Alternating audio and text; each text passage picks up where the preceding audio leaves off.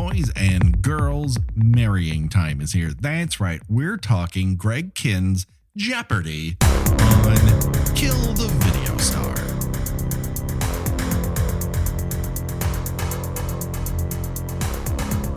Well, greetings and salutations, Internet. It's your old pal, Patrick Hamilton, coming to you once again at a intersection between two churches.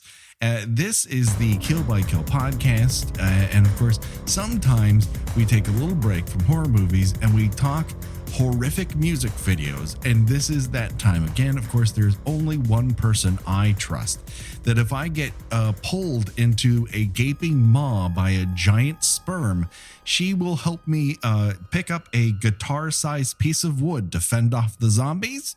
The one, the only, Gina Radcliffe. How are you doing today, Gina? I'm so excited to have our finger once again on the pulse of what's new and now. What the kids TikToks are talking about it. I was gonna say what the kids are really into, and what they're really into is 35-year-old men in 1983 singing about how they don't want to get married. Yeah. I mean, all the kids are hip on it. I mean, I don't even know how at the time. Outside of the song has a relatively decent hook, but I can't imagine anyone upon viewing Greg Kihn and going, "That's the guy. That's my rock hero. I got to get behind that dude." I mean, I kind of miss those days. It's like movies of the 70s where someone who looked like Walter Matthau could have a leading role. Sure. Or Charles Durning. Where are Charles Durnings of today? Everybody is just a little too good looking. You know what I mean? I mean, Chris Evans, if you look at him too long, it starts to hurt a little bit. You get a little kind of twitch behind your eye. Sure. You've got the entire burden of this is on the shoulders of Paul Giamatti. that regular guy kind of thing. But back 30, 40, 50 years ago, movies and music video and the music industry were full of regular looking guys. Yes, bar band people who men with questionable facial hair.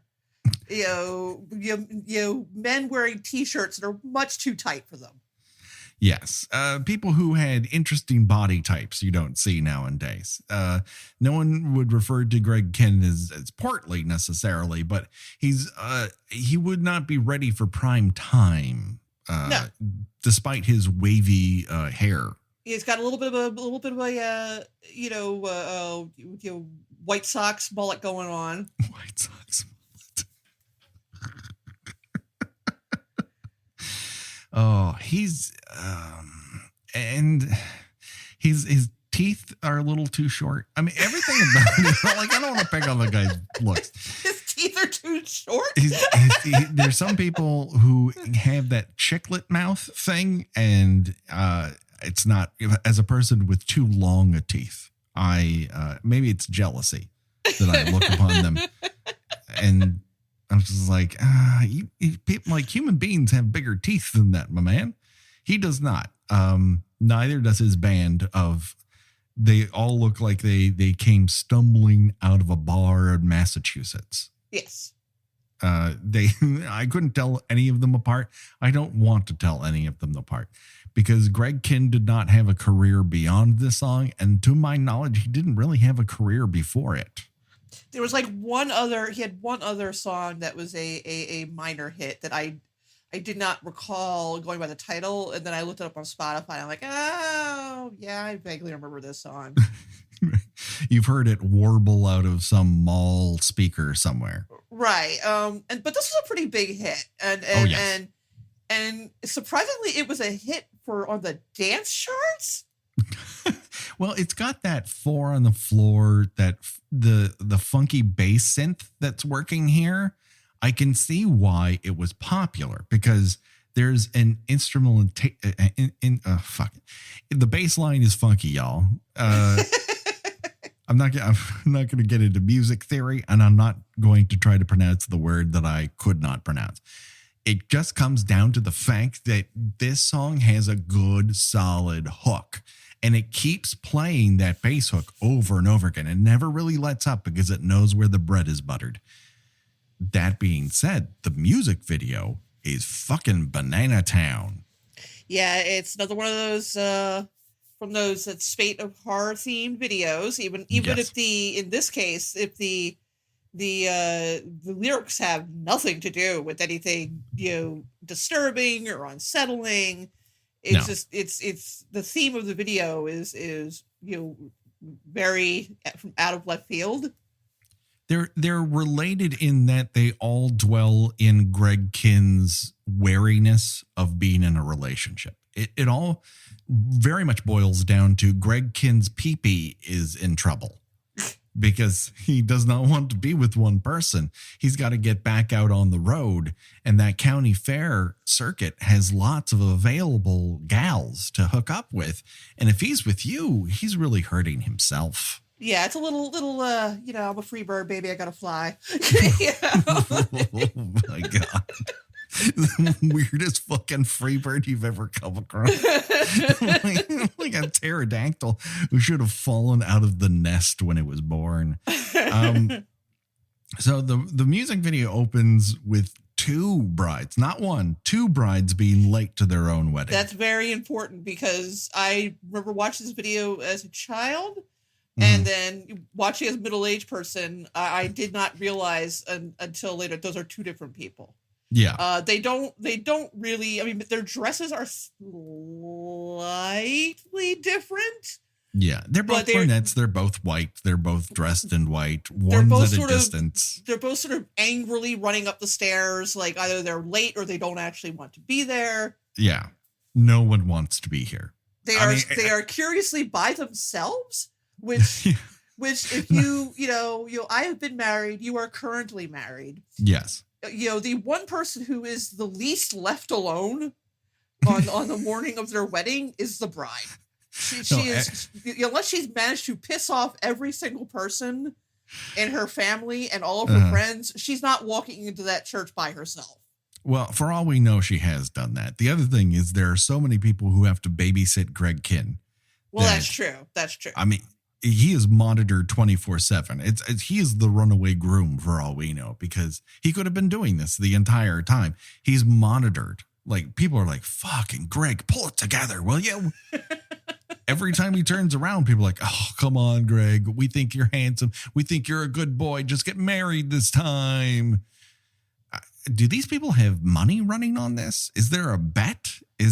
What's on the bingo card for Greg Kihn getting married? Well, you figure, this is still, the early 80s. And if it was still at the point where if you were past 30 and had not been married yet, you were considered a disappointment at minimum to your family.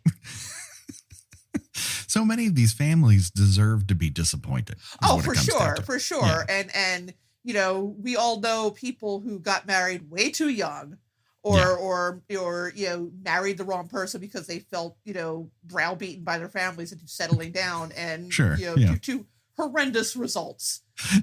And I would call this a horrendous result. This is a horrendous result. Yes. Yeah. The horrendous is a constant throughout this. We learn when we sort of the camera travels through this church on some poor Steadicam guy's, off day. They're like, we're going to do this in a day. He's like, fine, I'll show up. You just pay me under the table. We walk all the way through the church. And we notice that everyone in the church is on Greg's side of the church, the groom's side. So maybe she really has pissed everybody. The bride really has pissed everybody. She really can. I mean, maybe she was rescued from a cult and this was her way out. I don't really know. I don't have that side of the story. But every couple on Greg's side of the church is fighting.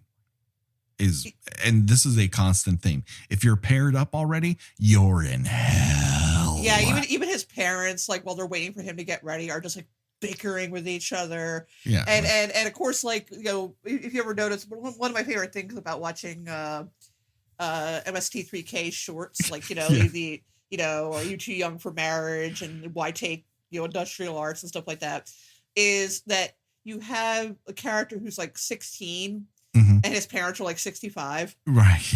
Greg, one ages well.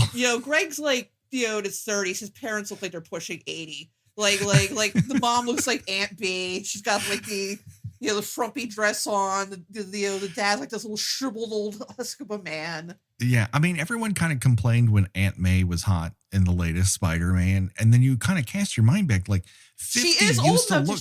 She's that age. Yeah, she is old enough to be his aunt. She is appropriately aged. It's just that people take better care of themselves now. We don't turn white immediately upon, the clock ticking 50. They're just wailing at one another in the hallway. And then they stop and they're like, church. Right, we're at a wedding. Oh, okay. Let's table this very disturbing conversation about who's going to pay for that fucking florist, Harold. And praise Greg for showing up in a tuxedo, and it's not stained, and he's not drunk. Way to go, Greg. Greg is getting away with all of it. I mean, he might be drunk. I mean, some people could just, compose themselves really It's entirely possible he's holding it together really he's not, well. just because he's not falling over tables and puking on his shoes doesn't mean he's not drunk.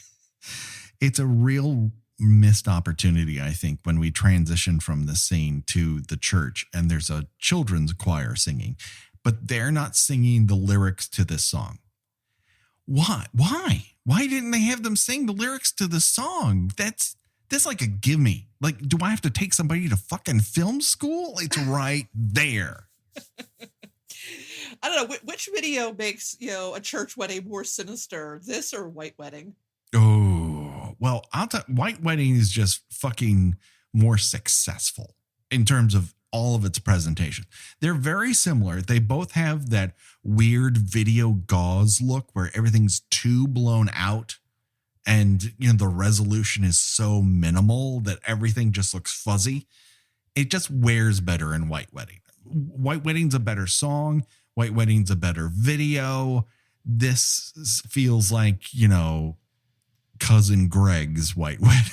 Yeah, I feel like the the part in White Wedding where he kind of yanks her arm and puts the ring on it and like cuts her finger is way more evocative than the priest making the fucking gesture with his hand to tell Greg, well, put the ring on.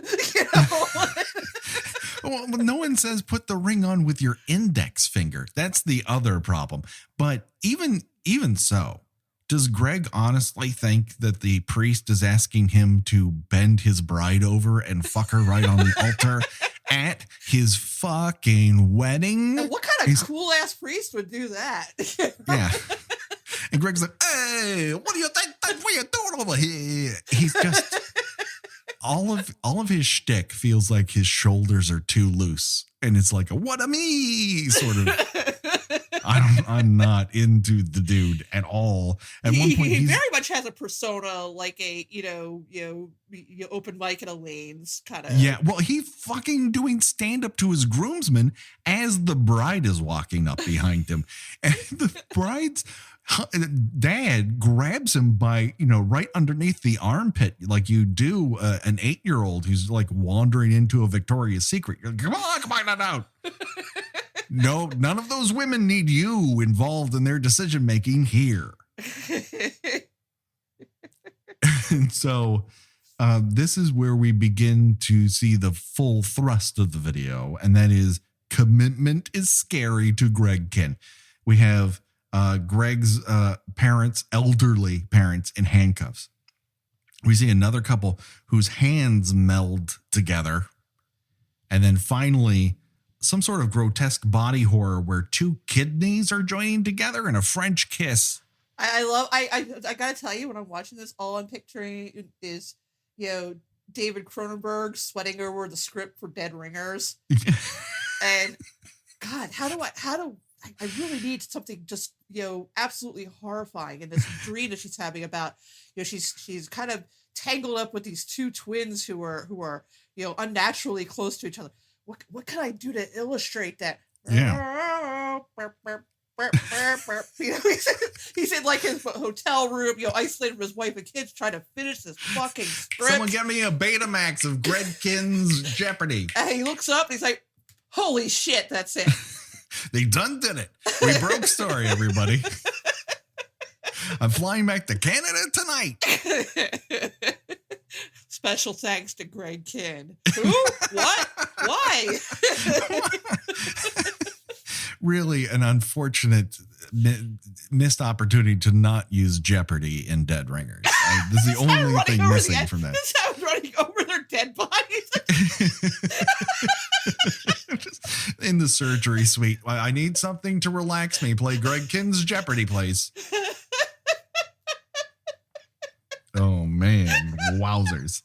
So, yeah, we also have the super smooth transition. Once Greg gets it, that he's supposed to put the ring on the finger of his bride. He's so checked out that, like, I think it is suggests that he's so checked out that he's not even listening to what the priest is saying. No, which is never a good idea when you, or, you know, if you're getting married and you're kind of just like, you know, off of your own little blah, blah, blah. Oh, look, there's a butterfly kind of universe when they're saying your wedding vows. You may want to stop and think about, do I really want to do this? I'm sorry, were you saying something to me? And this is why they have a thing called wedding rehearsals. Right. Which I don't believe this had any rehearsal. I don't believe the video had a rehearsal, and I certainly don't believe the wedding had one. No. We do get a very cool, smooth transition between the bride and a purple melted flesh skeleton underneath the veil. That is excellent. All of a sudden, the bridge of the song introduces the rest of the audience for this wedding as zombies, and they all start coming for Greg and his precious manhood. And so he's like, I gotta get out of here. He runs towards the back of the church, but you know what? He doesn't get far. Why?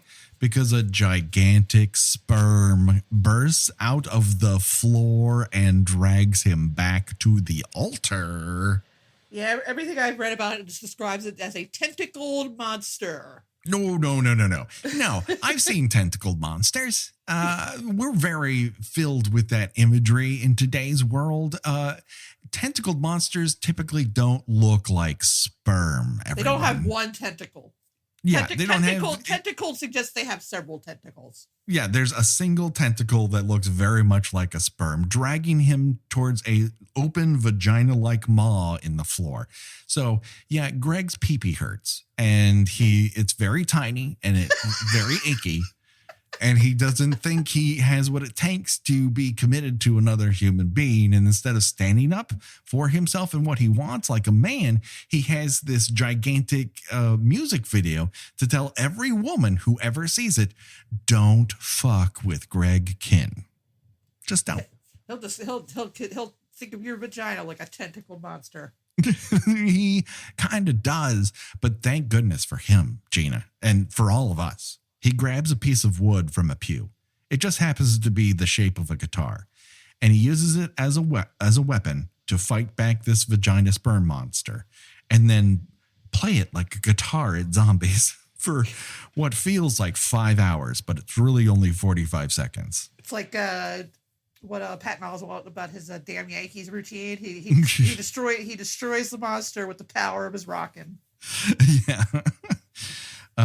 So Greg, valiantly fights back, and he tries to make a break for the doors again. Only when he bursts through it, we're now in Super 8 footage of him after the wedding.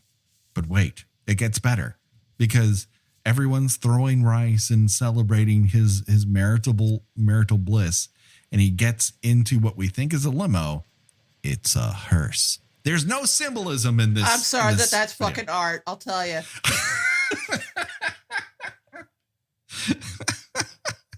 It gets even better when we cut to his den and they're watching the Super 8 footage, and now both of them are smoking skeletons. Which honestly, I mean, if you had to sit through anybody's wedding video.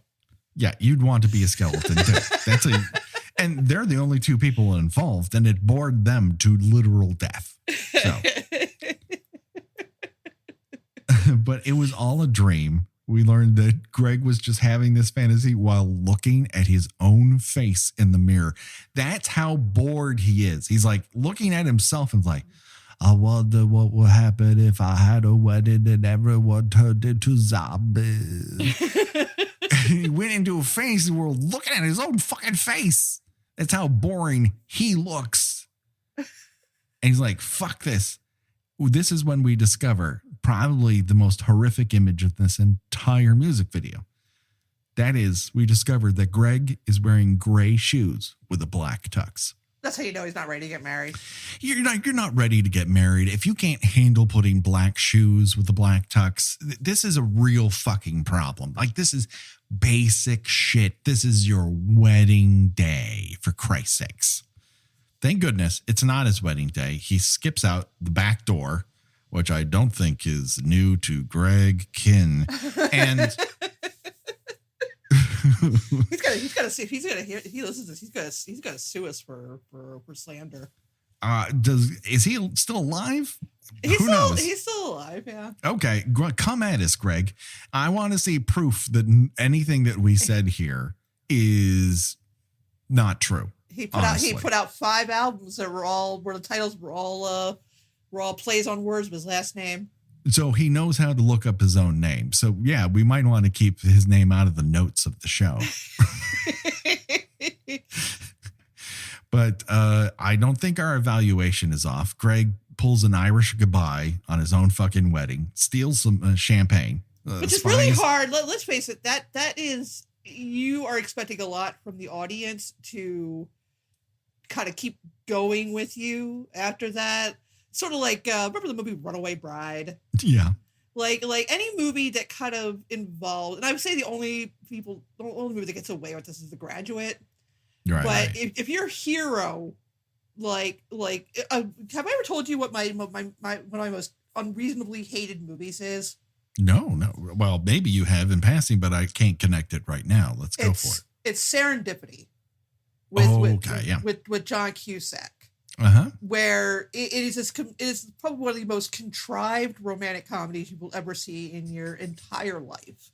Yes. I'm not going to go over the entire plot of it with you, but the basically at the end of the movie, he leaves his very nice girlfriend at the altar to go be with the woman he's meant to be with, and you don't get the payoff of him having to tell this girl that he's going to not marry her on their wedding day, mind you. Yeah. It just sort of cuts to him looking slightly, a little sad, after the fact. But the audience is supposed to be 100% with him on this. That, yes, this is the right thing for him to do. So many people have to be hurt so these two people can be together because it's their destiny. And it's just like, yeah, whatever. People, leave other people for new people all the time. It is, just a thing that happens. And I don't think that those people are, necessarily bad people, but I don't think they get a pass on it either. They're, they have to at least acknowledge this was a hurtful thing I did, and it really pisses me off that the audience is kind of expected to just kind of be like, oh, that's very romantic, and he's like, we and especially, a big asshole. We don't know anything about the person that they're leaving at the altar. Yeah. It's just, we're taking his word for it that this is the wrong person for him, that, that she deserves to be embarrassed in front of her family and friends. Because, can you think of situations more embarrassing than being left at the altar by her fiance? I mean, I cannot. I think that is very high on the list of most humiliating experiences. And that's why it doesn't happen very often. It's a very, it's a very, only in the movies kind of thing. Yes. But, he's just like, yeah, I'm free. Got the champagne bottle. Gonna drive off of my convertible. I did it. I'm the hero. Which is, he runs off with the other bride. They're two assholes running off together. Yeah, it's a real twisteroo when he spies that bride who was also late to her own wedding, and she's like, fuck this noise, I'm out of here. And at least she's got a kicky little haircut. It's real angular. It really works for her. She's in a wedding dress that doesn't really seem like much of her personality. But I also don't wish for her after that very tumultuous moment of her probably not sneaking out on her wedding, but probably taking the groom aside going, oh, this is a big fucking mistake. That's what I believe from her. And I barely know her. Well, that's the thing that makes this, why I didn't realize until some 35 years later that that's a different woman. I thought, which, the way it ends makes more sense, but it's also way worse too at the same time because, I see this woman furiously coming out of the church. I'm like, oh, that's his fiance. Okay. And she's mad because he abandoned her, but wait, they're running off together. Oh, okay. I guess not that he didn't want to marry her. He just didn't want a wedding. All right. I guess, but no, it's a completely different woman. So he's not actually afraid of commitment. He just didn't want to marry that particular woman. Yeah. Well, I don't think he wants to marry this new bride either, but he would very much like to, based on how fast the champagne pops, come early and leave. Love that symbolism. Love that 80s video symbolism. Gina, there's no symbolism at all in this music video. He takes off in a convertible with the license plate that says Lips for some fucking reason. I don't know why. It was not the album title. It just says Lips. I feel like that was probably his own car. Why does he have a car that has a license plate with lips on it? I don't know. He's a big Rocky Horror Picture Show fan. Not based on the looks of him, the music that he makes or anything. And of course, we're left with the lasting image of a large fill light in the shot of the camera, and they just didn't frame it out. So great. Another, guys. we got to get this done in one take video. Oh yeah, they couldn't close off the street for any longer. But they also didn't frame out a key piece of lighting. So way to go, everybody. That's Greg Kihn's fucking Jeopardy. Again, a song which is pretty all right, but you're in trouble when the, Weird Al parody is better than the original song. And he shows up in that too. Oh, he does? Yeah, he's at the end of the video. They like when they toss Al out into a car, he's the driver of the car. Okay. That was we were too hard on Greg. That was a deal. That was the deal he made. Like Weird Al asked him if he could parody the song, and he said yes, but I want to be in the video. And I'll think, okay. We might have been too harsh on Greg. I was going to say, which makes him 10% cooler. That's right. Now he's 11% cool. So there we go. We could play Choose Your Own Death Venture, but nobody dies in this, not even symbolically. Even the skeletons are condemned into another world where they watch their own wedding film. So yeah, that's Greg Kihn's Jeopardy, everybody. That it happened. We talked about it. I would. It's not as weird as the videos that we have done so far for this. It's just irritating and kind of sexist and yes.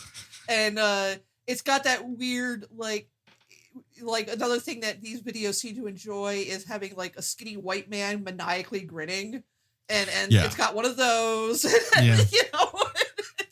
It might even be the same guy for all I know. Maybe, yeah, he was like hired out. He definitely looks like the same actor in Somebody's Watching Me.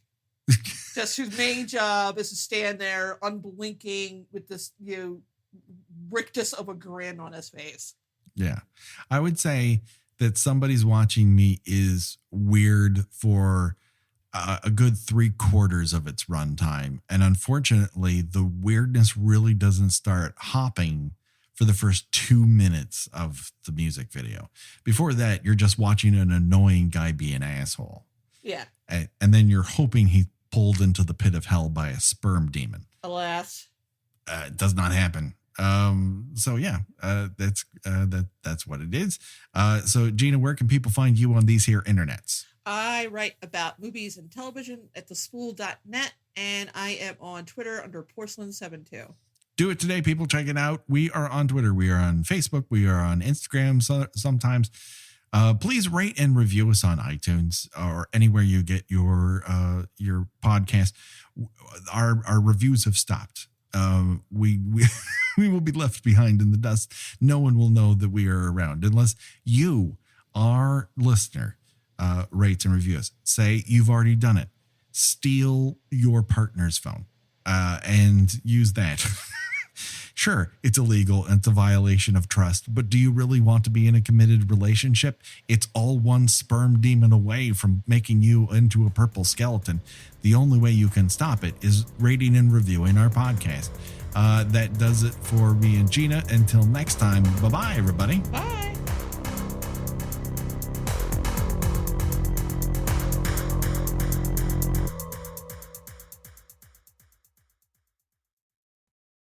Ladies and gentlemen, boys and girls, dying time. I was rocking time. What is it fucking? It's rocking time. That's right. It's marrying time. Ladies and gentlemen, boys and girls, marrying time is here. That's right. We're talking about Greg Kihn's Jeopardy on Kill the Radio Star. Kill the Video Star. Fuck, I fucked it up again. Jesus Christ. It's only the 4th or 5th time we've done this one. No, we should have one show. I think that's what it comes down to. We should have one show because I can't handle more than that. I can't keep all or I should write down the intros. That might be a good idea. Just, have a few index cards over your head. I need to have cue cards so that I can read off in the distance. Ollie's got to start earning his own, earning his own keep. Have him sitting there with holding the cards up for you. No, he's gotten surly. I don't think he's up for the job anymore. He used to think this was fun, but as of late, he's started to stink and he's gotten slightly surly. So those days may be over. All right.